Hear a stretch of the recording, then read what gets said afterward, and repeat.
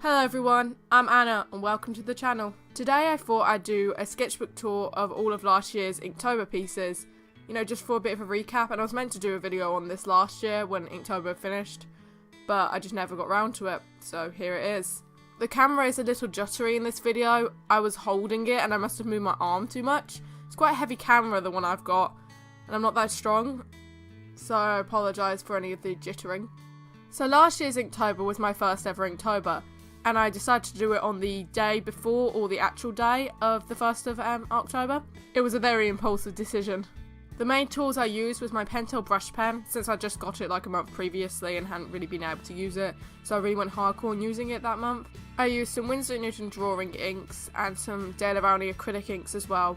Those acrylic inks were the glittery kind, because I really went hardcore into glitter also last year. I'm probably going to bring them back for this year since they haven't really seen much use since Inktober, just because I don't really use ink that much. So I experimented with a lot of different things last year using the ink and the Pentel Brush Pen. For the first piece, which should be on screen now, hopefully, I used the Pentel Brush Pen mainly with just a touch of the pink glittery ink, because I really like the pink glittery ink. I like this piece. It's one of my favourites of the month, although it's not one of my favourite pieces overall that I've ever done. The second piece is my ultimate favourite of all my Inktober pieces, and is still one of my favourites to this day. I don't know why I really like it, but I think the expression is interesting, and I really like the gold ink I used. That was Winsor and Newton gold ink. It's very metallic and it has this lovely sheen when dry. One technique I used a lot in this Inktober thing is where I put some water down on the page and then dropped either one colour or two colour of inks into that water and let it dry. It created this lovely swirling pattern, as is seen in piece number 3 of the sketchbook tour. And I liked it. It really created some interesting background effects, but because of how long it takes to dry, I don't think I'll be doing it again this year. Honestly, last year's Inktober was an experiment for me. I'd only really started using ink a few months previously. I wasn't very good at it and I had a few colours. And it was my first time doing 31 pieces, one after each other, and filming and posting on Instagram. I did find that a bit of a challenge last year, since I got ill midway through.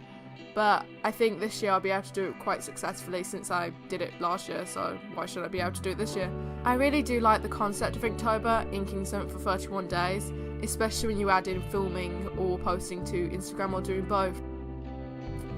It's really a challenge with all of those components, because you have to push yourself to learn more about inking throughout the month, while also learning how to post videos timely and with good quality. I think it's a really fun challenge, and I think everyone should try it at least once. I think at this point in the sketchbook tour I should be coming to a section where I just use black ink. That's just, I think, Winsor and Newton drawing ink again in black. Not the India kind. I don't particularly like their Indian ink. It has like a really weird smell to it, so I couldn't keep using it last year. It was about this point last Inktober that I started to get a little less inspired, which is why I turned to just doing black washes. The colour was getting a little bit stressful because it wasn't layering well, and I wasn't really too pleased with how the pieces were turning out, so I thought go back to basics, use some black washes since they take forever to build up. So you start with such a light layer and get such a dark one. Whenever it's dried you feel like, oh no, I can push this a little bit further. These black and white images, I think I remember, took me some of the longest times just because I kept trying to push them further and further. I'm still quite pleased with how they turned out though, so I guess it was worth it. I did a couple of pieces in here where I just used blue ink as well, trying to mimic what I did with the black ink. I do like those pieces too. Blue is one of my favourite colours, especially in the inks that I have. It layered quite nice, I seem to remember, and I really like the pictures and how they turned out in just that one colour. This year I've got a few other colours, so I might try doing monochrome in other colours if I get uninspired, since working in just one shade really does teach you a lot about how you like colouring. I did use watercolour last year, since Inktober means you just have to use ink. You don't have to only use ink though, you can use other supplies, at least that's what I've been doing, and I'll probably do that again this year. I just have so many more watercolours than I do inks, like in liquid form. I do have quite a few coloured ink micron pens that I bought recently for Inktober, so I'll probably use those a lot, but I just prefer watercolour over ink. I have more control and I like the pictures a little bit more after I've used watercolour. But I'm definitely going to be inking more of the pieces since it's Inktober. I've stopped inking a lot recently, just using some pencil sketches or crayon, but because it's Inktober, I'm returning back to the ink pens. The last piece in Inktober is also one of my favourites. I like the simplistic style, and I think that's also something I want to return to if I'm just going to do ink pictures without any watercolour.